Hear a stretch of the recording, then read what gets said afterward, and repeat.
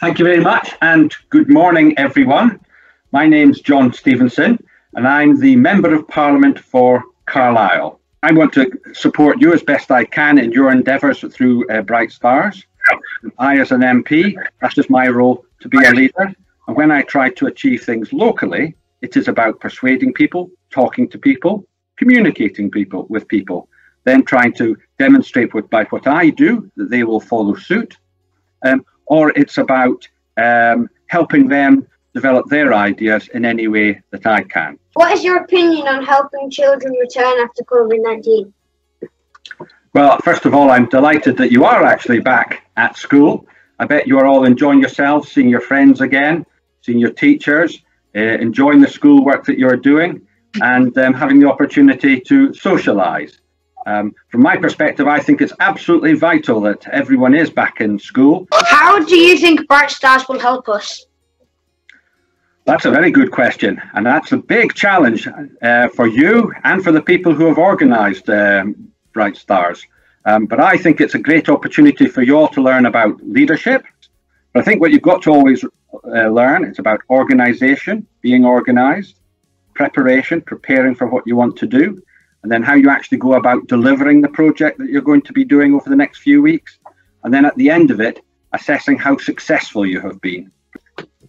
Do you ever feel like giving up? That's an interesting question.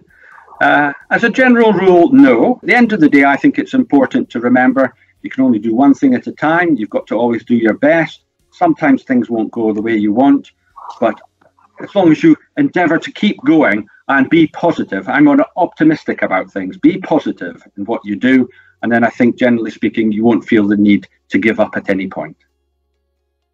How did you get involved with Bright Stars and why?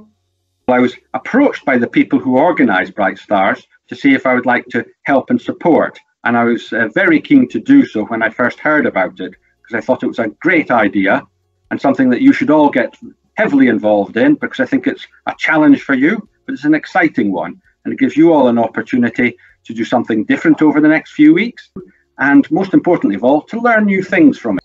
What is the best advice that you can give us to kickstart our campaign? Now that's a challenging question. I think it's very important at the beginning that you think about what you want to do. So take your time, don't rush into your project. Think about what you want to do. Think about who's going to be involved and get your organisation ready. Then, in many respects, it's the start of the project that's almost more important than the middle and even to some extent the end. Because if you get your preparation right, if you get all your organisation right, it means it'll be much, much easier as you go through your project to achieve what you want to do. What do you do to make a change? Ooh. Now, actually, that's a very hard question to answer because it's probably one of the most difficult things for anybody to do. If you want to change things, it is very hard to do so because quite often you come up against people who don't want to change.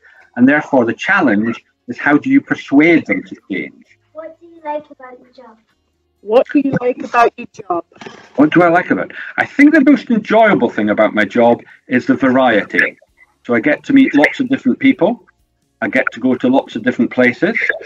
And I've had the opportunity to do things that I might not otherwise have. What is your favourite soup?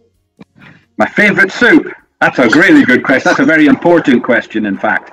I have a very simple favourite, and it was my mother's favourite as well. My mum used to make this for me, and as I've got older, I make it myself. And that is lentil soup. Homemade lentil soup. You just can't beat it. Definitely the best. The big project I've got right now is trying to what we call regenerate the city centre. That's try to bring back the city centre to life so that it's a vibrant place for people to go and visit and shop and socialise in. And as you know, that we've got a very big station in Carlisle, and that's about to have a lot of money spent on it to improve it and change it. And then the two big sort of citadel castle-like buildings that are in the centre of the town.